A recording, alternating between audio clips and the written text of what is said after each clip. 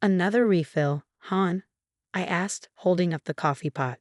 The businessman barely looked up from his laptop, just nodding while continuing to type. I topped off his cup, just like I'd done thousands of times before at Joe's diner. My hands weren't as steady as they used to be. 40 years of carrying plates will do that to you. But I still managed not to spill a drop. Small victories, right? Mom, please tell me you're not working tonight. David's voice came through my ancient flip phone during my break. My son, always worried about me. Just until 3, I said, counting my morning tips. Gotta keep busy somehow. He sighed that familiar sigh. You don't need to work anymore. I've told you. I know, sweetheart, but these old bones like to stay moving. I didn't mention that Patricia, his wife, had made it clear during Thanksgiving that a mother-in-law who still serves tables at her age was hardly the sort of family connection she wanted to advertise to her country club friends. Well, you're coming to dinner tonight, right? The car will pick you up at 4. I smiled, tucking a $5 bill into my apron pocket. I can drive myself, David. My Corolla still runs just fine. Mom, his tone was firm. Let me do this. Please? How could I refuse?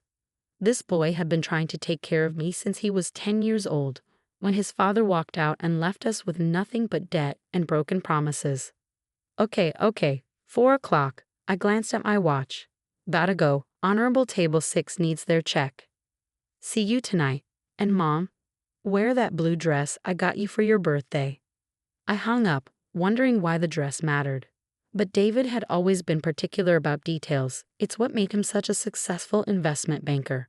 The rest of my shift passed in the usual blur of coffee refills, burger orders, and how's everything tasting folks. I'd been at Joe's so long, I could probably do the job in my sleep.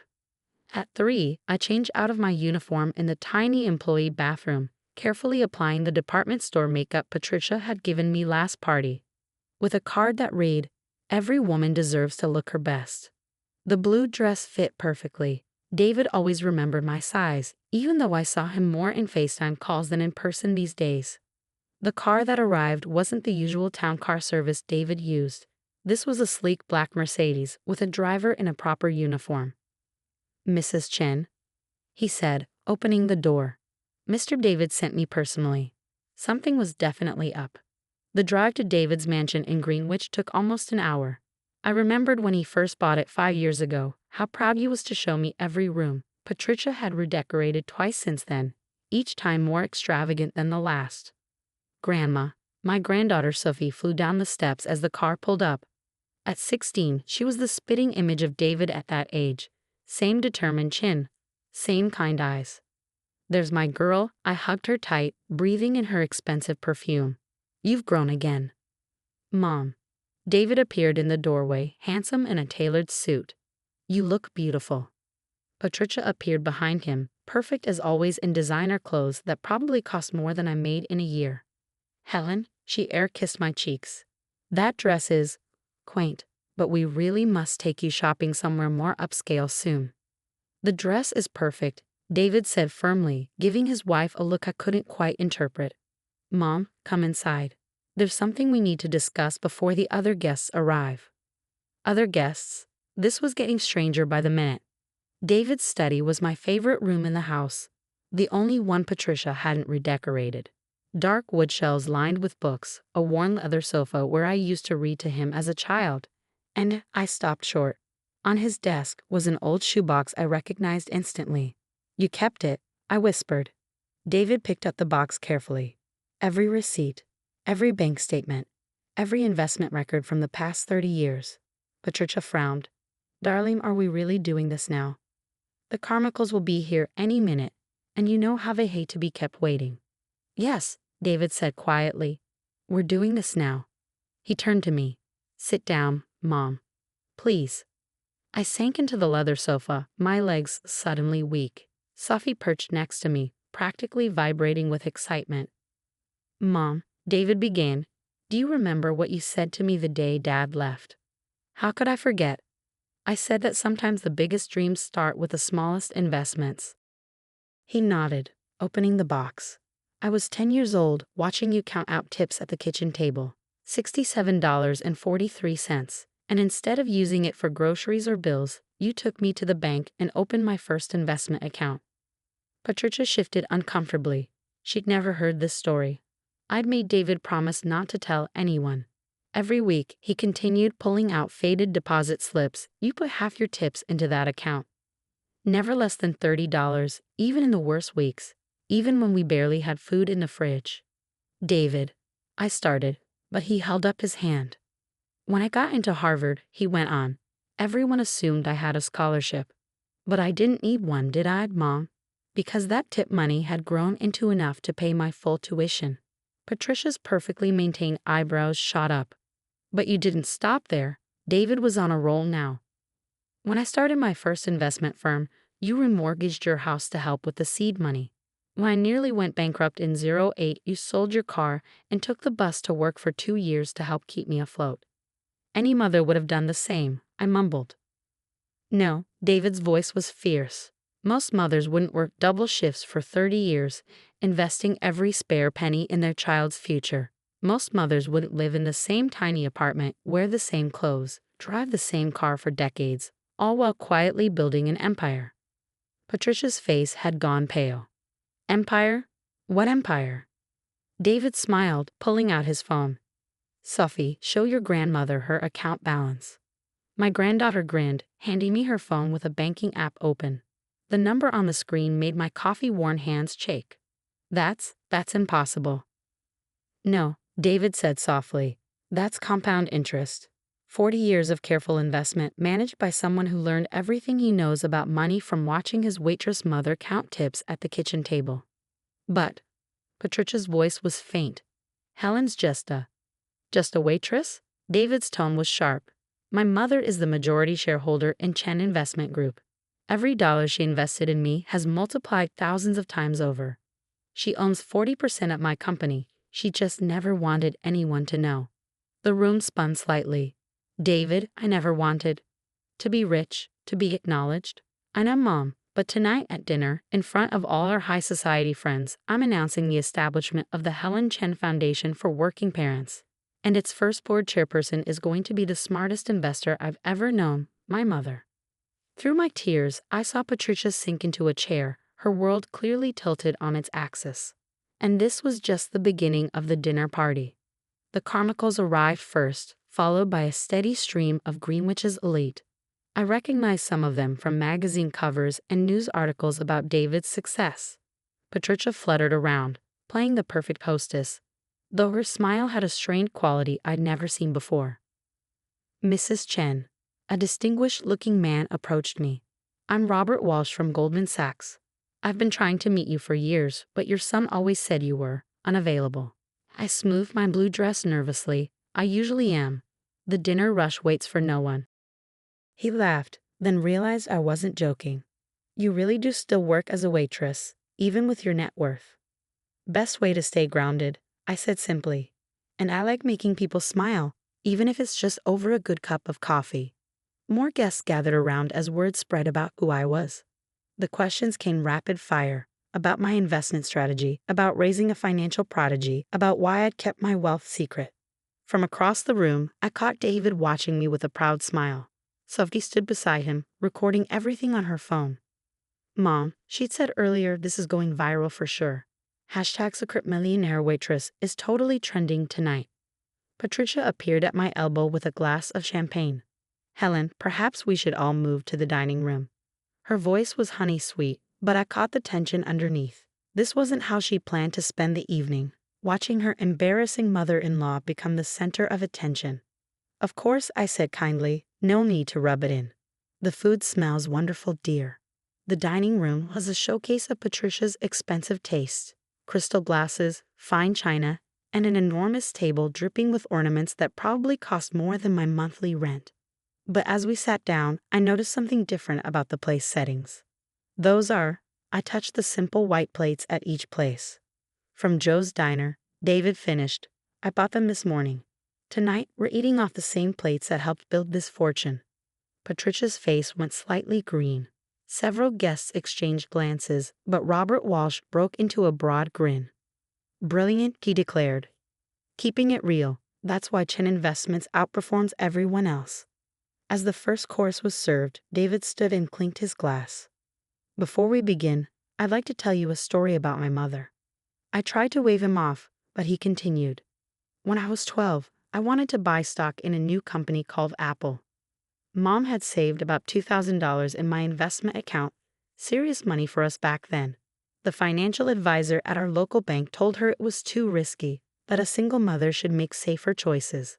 He paused, letting the memory settle. Mom thanked him politely, then walked across the street and opened an account at a different bank that would let her buy the stock.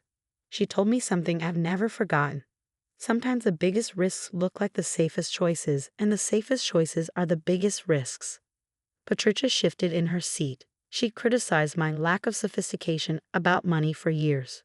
That $2,000 in Apple stock, David continued, it's worth over $4 million today.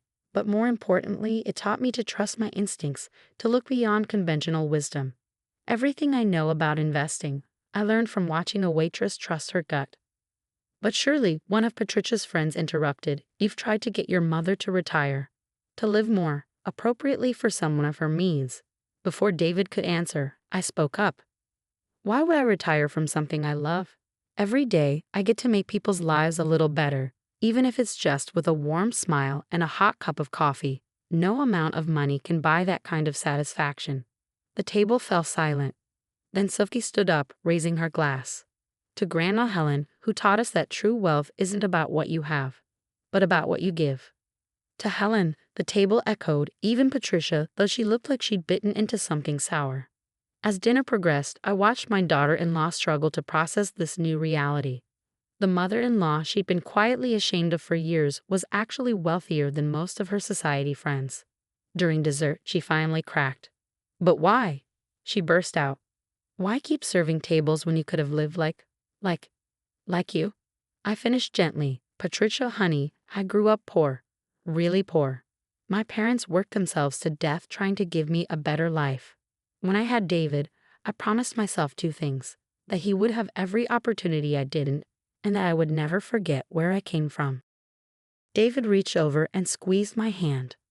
Every time I serve a young mother struggling to afford breakfast for her kids, every time I see someone counting change to make sure they can leave a tip, I remember. And sometimes, just sometimes, their check mysteriously gets taken care of. That's worth more than all the country club memberships in the world. Patricia's eyes filled with tears, real ones, not the social kind she usually deployed. I've been horrible to you. No, I corrected her. You've been who you were raised to be, just like I have.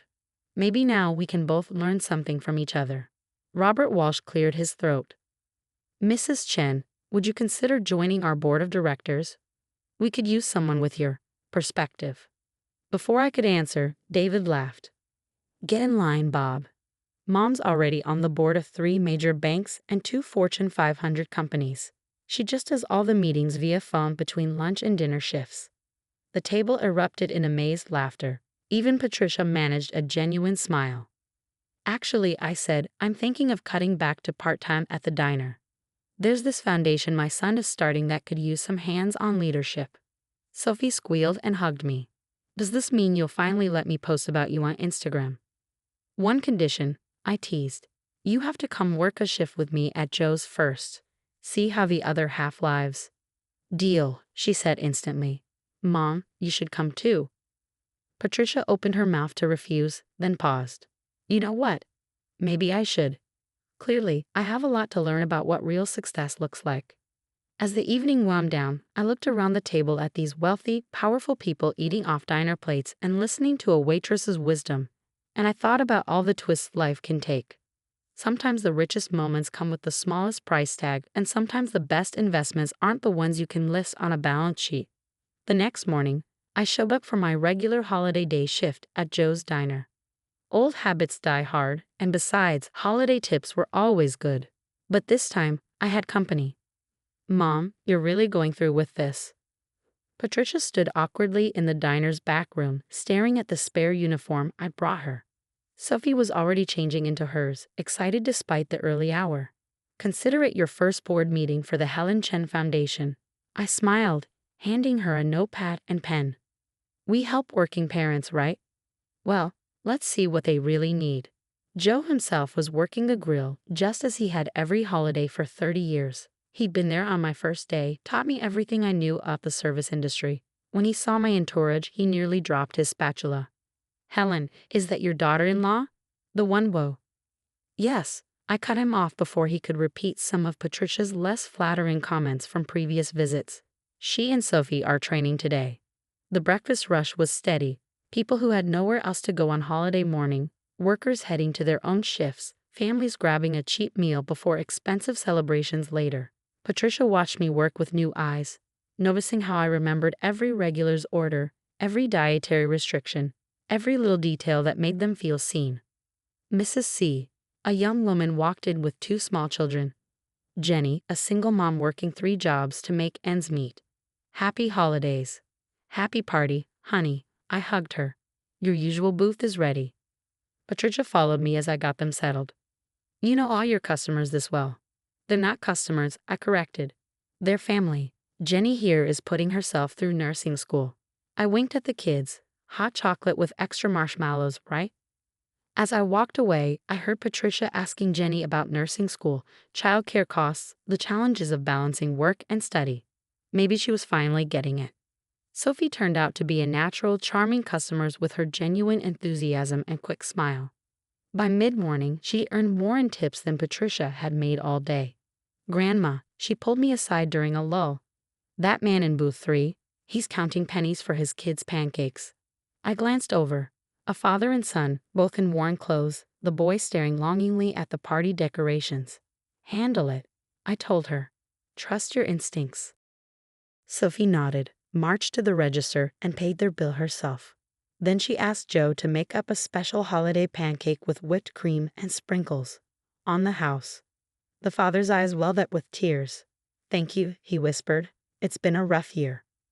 Sometimes, Sophie told him, using my own words, the smallest kindness can make the biggest difference. Patricia watched the exchange, absently rubbing her aching feet. I never understood before, she admitted, why you kept working here when you didn't need to. But it's not about the money, is it? Never was, I agreed. Money's just a tool. What matters is how you use it to touch lives. By the time we closed at 2, Patricia had learned more than just how to carry plates without dropping them. She'd learned names, stories, dreams. She'd seen how many people struggled to leave even small tips, how a kind word could brighten a hard day, how community happens in the most unexpected places. Mom, she said as we hung up our aprons, and I noticed it was the first time she'd ever called me that instead of Helen, I'd like to make Joe's Diner the first official partner of the foundation. We could set up a scholarship fund for employees and regulars. Like Jenny, I hugged her, feeling decades of tension melt away. Welcome to the family business. The real family business, Sophie added. Not the investment firm, the business of investing in people. As we left the diner, I saw David waiting outside with the car.